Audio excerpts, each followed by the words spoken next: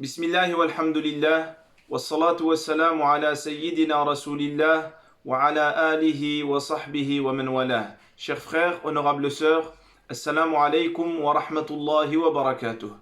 Nous allons parler aujourd'hui de provisions. Des provisions essentielles, des provisions indispensables. Ces provisions dont nous allons parler sont liées à l'âme. Car comme dit Al-Ilbiri, ce grand savant, ce grand poète andalou, فَقُوتُ الرُّوحِ أَرْوَاحُ الْمَعَانِي وَلَيْسَ بِأَنْ طَعِمْتَ وَأَنْ شَرِبْتَ. Et en réalité, dans ce vers, il donne le conseil à son élève Abu Bakr et à l'ensemble des croyants et des croyantes qui découvriront à son époque et des siècles après cette belle poésie dans laquelle il nous rappellera l'importance de penser à notre âme. Car la nourriture de l'âme, ce n'est pas le fait de boire ou de manger, ce n'est ni la boisson ni la nourriture, mais ce dont nos âmes ont besoin, c'est le savoir.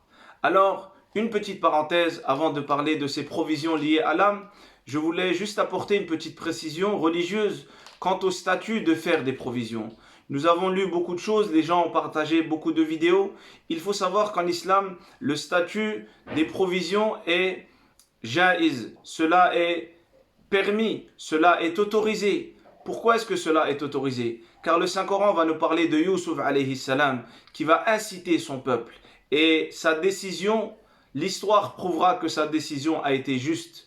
L'histoire prouvera que sa décision a été sage. Il va inciter son peuple à faire des provisions alimentaires. Et notre prophète sallallahu alayhi wa sallam, et le hadith est rapporté par Al-Bukhari et Muslim, rahmatullahi alayhima, faisait des provisions durant une année. Et dans l'explication de ce hadith, Ibn Hajar rahimahullah ta'ala va citer la parole d'un autre savant, Ibn Daqiq al-Eid rahmatullahi alayhi, qui va dire, il y a dans ce hadith la permission de faire des provisions pour sa famille pour la durée d'une année.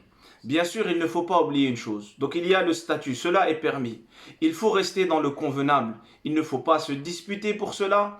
Et également, il faut penser, ceux qui ont fait beaucoup de provisions, c'est le moment de penser à nos voisins, surtout celles et ceux qui sont dans le besoin, surtout celles et ceux qui sont le plus vulnérables, notamment les personnes âgées. Bien sûr, tout en respectant les règles données par les spécialistes. Aujourd'hui, nous savons que les livreurs, par exemple, de restaurants, posent les repas devant la porte, puis s'en vont.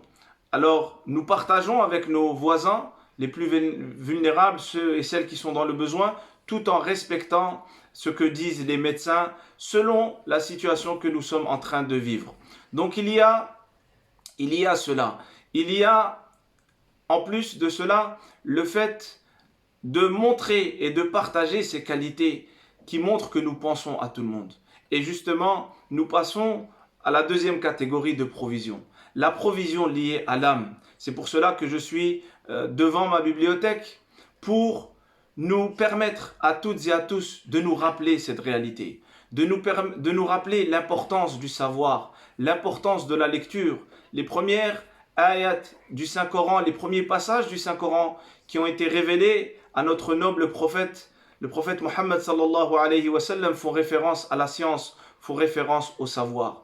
Nous devons, en tant que musulmans et musulmanes, lire tout ce qui peut nous être profitable.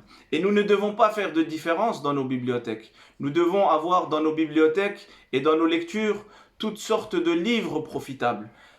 Des livres qui sont édités par des spécialistes, même s'ils ne partagent pas la même conviction que nous. Et le prophète sallallahu alayhi wa sallam lui-même a fait cela. Lorsqu'il a entrepris l'hijra, l'hégire de Mecca al-Madina al-Munawwara, il a choisi un spécialiste, un guide spécialiste qui ne partageait pas les mêmes convictions que le prophète sallallahu alayhi wa sallam. Nous pouvons et nous devons profiter de tout ce qui est écrit par des spécialistes. Par exemple, à titre d'exemple, je cite des livres de psychologie, des livres de médecine qui ne sont pas forcément écrits par des musulmans. Nous devons lire. Alors, cette épreuve nous a libérés par rapport au temps que nous avons. Nous avons désormais plus de temps. Il faut que nous lisons davantage. Et plus nous allons lire, plus nous allons profiter de nos lectures. Il y a beaucoup de sagesse et beaucoup de profit dans la lecture. Il y a tout simplement le fait d'élever notre niveau de langage, que ce soit en arabe ou en français ou en anglais, peu importe la langue dans laquelle nous lisons. Il y a également le fait d'ouvrir son esprit, d'acquérir une ouverture d'esprit. Il y a également le fait d'évoluer dans la vision de voir les choses. Moins nous lisons et moins notre vision sera globale. Alors là, je vais reprendre la parole d'un savant, l'un de nos contemporains, qu'Allah le préserve, qui a donné un exemple fantastique. Il a dit que plus la personne va augmenter dans le savoir et plus celle-ci va monter dans l'échelle du savoir et sa vision sera plus grande. Il a donné l'exemple d'une personne qui doit prendre l'avion. Avant de décoller, cette personne ne pourra voir qu'une partie de sa ville. Puis lorsqu'elle va décoller, elle verra sa ville et les villes avoisinantes. Et plus l'avion prendra de l'altitude, et plus cette personne pourra voir d'autres pays. C'est ainsi, plus nous allons apprendre, plus nous allons lire et plus notre vision va changer. Il y a dans la vision des gens à notre époque et depuis la nuit des temps 5 stades différents. Le plus bas, le plus médiocre est le fait de penser à soi-même. Beaucoup de gens aujourd'hui sont individualistes. Ils ne pensent qu'à eux-mêmes et malheureusement, ils ne pensent souvent qu'à une seule partie, qu'au corps. Donc les gens vont travailler et travailler sans limite, seulement, je dis bien seulement, et le musulman bien sûr doit travailler, mais la personne ne doit pas se soucier seulement de son apparence et de sa nourriture. Ali radiallahu anhu disait une parole qui est difficile, mais qui est pleine de sagesse et qui va nous secouer. Il disait qu'Allah lui l'agrée, celui dont le souci est ce qui entre dans son ventre, sa valeur n'est autre que ce qui en sort. Le prophète sallallahu alayhi wa sallam va nous dire dans un hadith authentique que celui qui a entrepris, qui s'est laissé asservir par l'argent, dinar, celui qui s'est laissé asservir par les habits de luxe, par les couvertures de luxe, alors celui-là, le prophète sallallahu alayhi wa sallam va dire ta'isa, malheur à cette personne-là, malheur à cette personne qui ne pense qu'à elle-même, qui ne pense, je dirais, qu'à une seule partie d'elle-même, qui ne pense qu'à son corps, qui ne pense qu'à manger et avoir des beaux habits. Bien sûr, j'ouvre une parenthèse, le musulman doit manger convenablement des choses saines et il doit s'habiller de manière convenable. Mais il ne faut pas que cela soit notre seul souci. Donc, c'est un état d'esprit malheureusement que beaucoup de gens ont aujourd'hui. Et c'est le bas de l'échelle. Plus nous allons lire, plus nous allons monter. Alors nous allons avoir une deuxième catégorie, moins pire que la première. Ce sont des gens qui vont penser à leur famille. Ils vont vouloir que leurs femmes, leurs enfants, leur famille de manière générale mangent bien et s'habillent bien.